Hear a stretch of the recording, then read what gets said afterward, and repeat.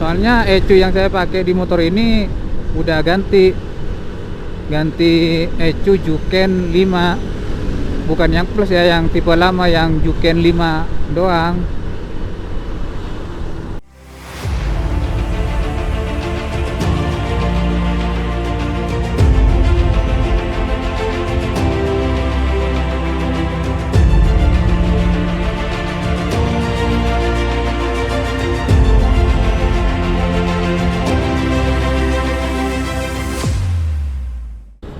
Assalamualaikum warahmatullahi wabarakatuh. Kembali lagi di channel Cang MV. Di kesempatan kali ini saya doakan semoga kalian semua diberikan kesehatan, dilimpahkan rezeki yang halal, dan dilancarkan segala urusannya. Amin.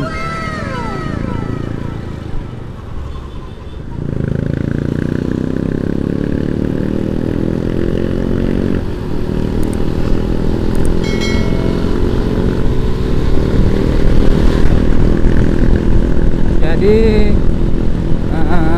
udah lama nih nggak upload video, nggak ngonten. Soalnya kemarin masih terlalu sibuk. Dan kebetulan bulan kemarin itu anak dan istri saya main ke sini. Jadi ya mungkin saya fokuskan ke itu, quality time. Jadi ya saya sibuk main sama anak gitu. Jadi nggak ngonten dulu. Oke. Jadi ini baru dari sekian lama nggak ngonten, ini baru pertama kali ngonten lagi. Ya kemarin itu cuma bikin kayak short video yang dari video-video lama tuh dibikin short.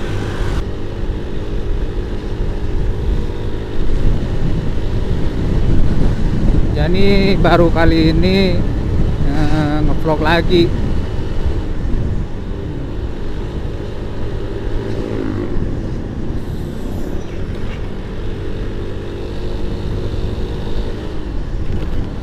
Plus.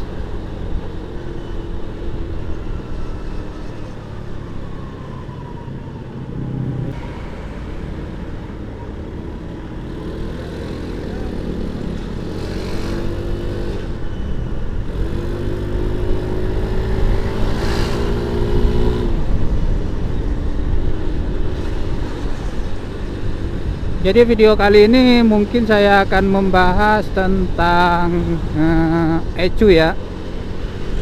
Oke. Kalau kalian belum tahu ECU itu kalau di motor injeksi namanya ECU. Tapi kalau di motor karbu yang masih pakai karburator itu dia tuh namanya CDI. Kalau CDI itu mungkin dia hanya sebatas pengatur timing pengapian sih. Tapi beda halnya sama ECU. Kalau ECU itu dia bisa kayak pemroses pengapian, terus debit bensin juga bisa diatur di situ. Terus apalagi ya? Sama ini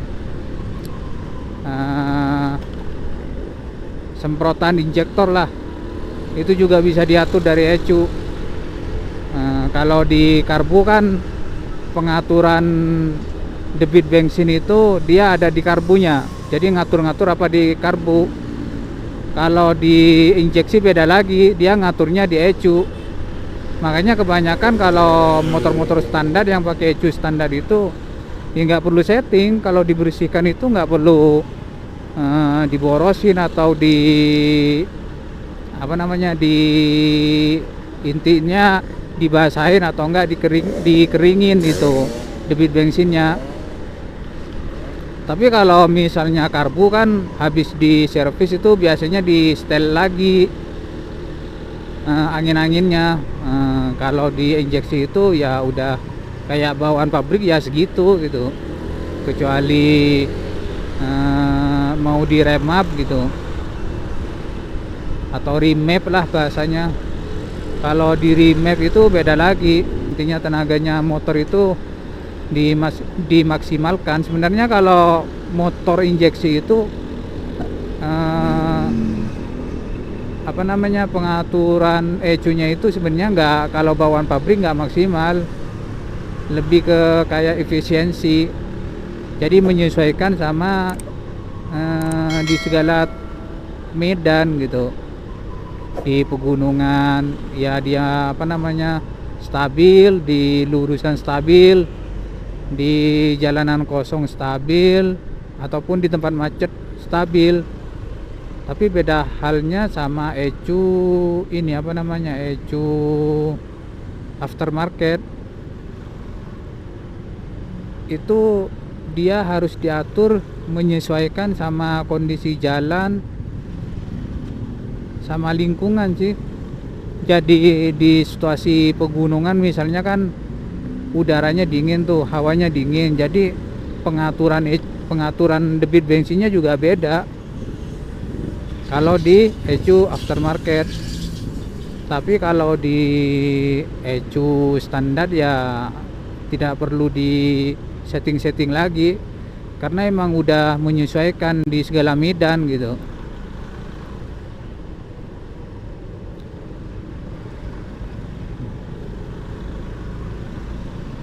Jadi bagi kalian yang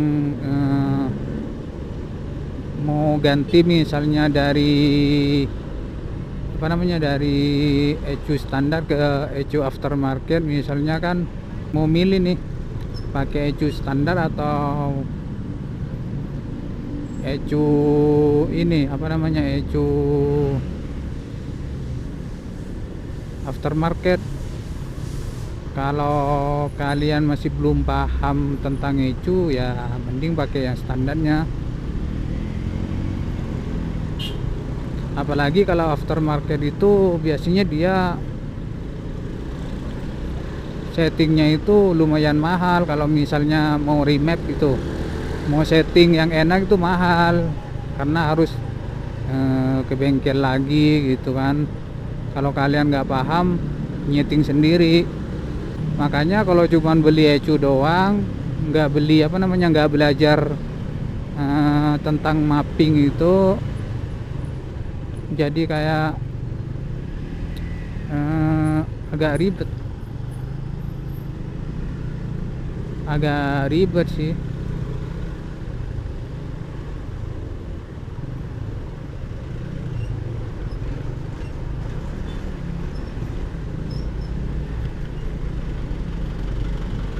Jadi kita kembali ke ECU lagi, pembahasan tentang ECU. Jadi intinya ECU itu adalah otak dari sebuah mesin kendaraan yang tipe injeksi. Jadi apa-apa diatur di situ. Di antaranya nih kayak pengapian bisa diatur di ECU. Terus debit bensin bisa diatur di ECU. Terus kayak quick shifter itu bisa diatur di ECU kalau ada quick shifternya. Terus kayak suhu itu bisa diketahui juga di kayak pengaturan start awal ini mesin, ngidupin mesin awal tuh kalau di aftermarket bisa diatur di ECU. Malahan kalau ini kayak manasin mesin pagi-pagi tuh, itu juga bisa diatur di ECU kalau yang aftermarket. Tapi kalau yang standar itu ya emang dari bawaan, mau itu situasinya dingin pagi hari atau di siang hari ya tetap tetap normal. Tapi beda halnya kalau sama ECU aftermarket, malah ribet kalian ngaturnya. Kadang ya kalau nggak bisa ngatur sendiri ya bisa ini apa namanya, bisa motor nggak bisa langsam gitu, nggak bisa idle.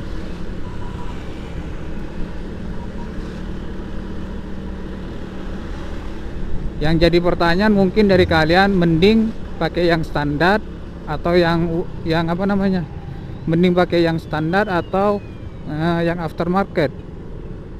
Kita kembali lagi ke kebutuhan kita. Kalau misalnya ya pilih yang standar, mungkin ya bisa di remap ke bengkel, mungkin udah apa namanya, udah nggak terlalu ribet. Sekali setting ya paling udah enak.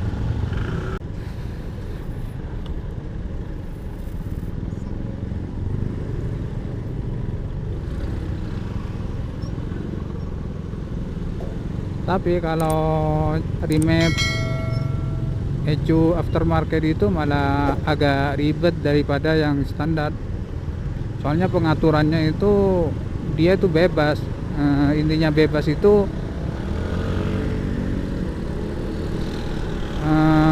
limitnya bisa sampai 16.000. Terus apa namanya, naik turunnya apa namanya, pengaturan debit bensinnya itu juga banyak.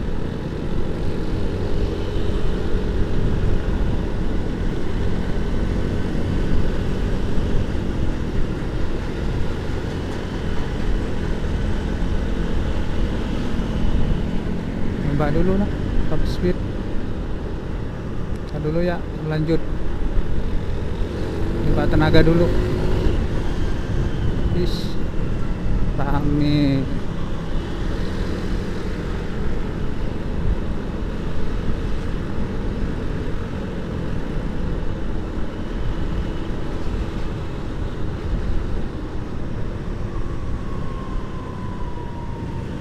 Jadi kalau misalnya kalian ada pertanyaan seputar ECU ini apa namanya, ECU motor ya, nanti bisa ditulis di kolom komentar mau membahas tentang apa nih, tentang ECU standar atau ECU aftermarket. Soalnya ECU yang saya pakai di motor ini udah ganti ECU Juken 5, bukan yang plus ya, yang tipe lama yang Juken 5 doang. Ini saya udah ganti, bukan udah ganti sih, baru saya pakai karena saya nyari-nyari dulu buat mempelajari karakternya ECU ini. Ternyata ya kadang saya juga ada nyeselnya tuh beli ECU aftermarket gini, karena ribet. Pas giliran saya cari-cari apa namanya, nge-remap lagi tuh, nge-remap ECU nya malah ongkosnya 450. Padahal saya belinya murah ini, 450. Jadi kalau misalnya di remap jadi 900 lah ya. Jadi habis itu makanya saya nyari-nyari dulu, saya nyoba beli bluetoothnya juga yang buat connect ke Android. Sama aplikasinya kan sekarang per bayar tuh ya kalau yang di Play Store. Yang ECU Juken 5 Plus itu. Tapi giliran saya udah bayar 50.000 tak kan buat beli apa namanya, beli aplikasinya, nggak kepake juga karena nggak cocok. Kalau saya tanya kan ke yang jual ini modulnya, buat ini modul bluetoothnya yang buat connect ke Android, katanya aplikasi Juken 5 Plus itu bisa nyambung ke Juken 5 biasa. ternyata nggak bisa. Akhirnya saya cari apa namanya, yang 5 biasa. Ada tuh, masih ada aplikasinya di internet, tapi carinya lewat Google, masih gratis, baru bisa nyambung. Jadi mungkin untuk pembahasan selanjutnya mungkin kita akan bahas sedikit apa namanya, untuk kedepannya mungkin kita lebih banyak ke bahas masalah ECU, terutama Juken 5. Jadi kalau misalnya kalian ada seputar pertanyaan tentang Juken 5, nanti bisa ditulis di kolom komentar. Mungkin yang saya jawab yang saya tahu dan pengalaman yang saya alami selama pakai Juken 5. Jadi bagaimana mengatur Juken 5 dari pemula sampai ya,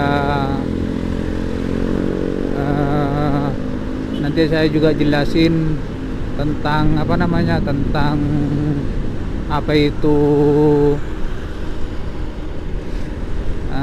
apa namanya, fuel correction, terus data apa namanya, base map, sama ignition timing, sama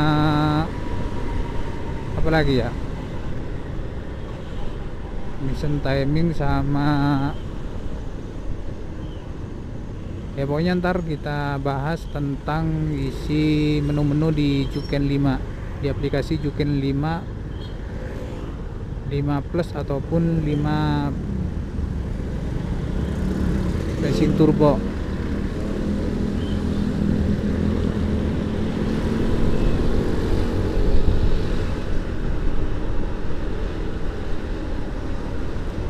Sebenarnya saya juga mau niat apa namanya, top speed sama powernya, cuman ya masih rame kayak gini. Terus saya coba putar di situ kali ya, lurus aja ini mungkin.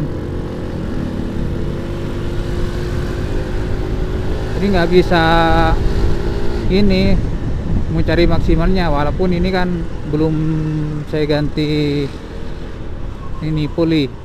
Nanti niatnya mau ganti puli depan dulu.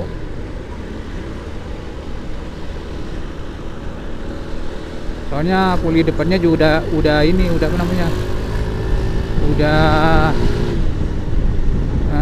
kemakan, udah nggak rata. Jadi fan belt itu nggak bisa naik, walaupun nggak maksimal, setidaknya naik ke batas yang normalnya gitu.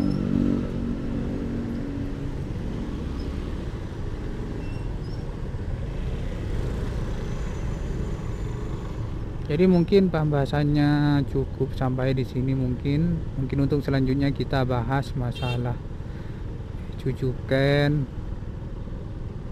mungkin cara apa namanya, cara awal setting Juken 5. Jadi misalnya kalau ada pertanyaan seputar ECU atau Juken ini, bisa ditulis di kolom komentar. Jangan lupa like, subscribe, dan komen, share kalau perlu. Kalau misalnya pembahasan ini bermanfaat, silahkan di share.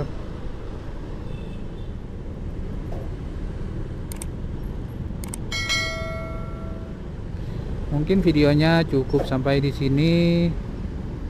Videonya saya akhiri. Terima kasih telah menonton. Assalamualaikum warahmatullahi wabarakatuh.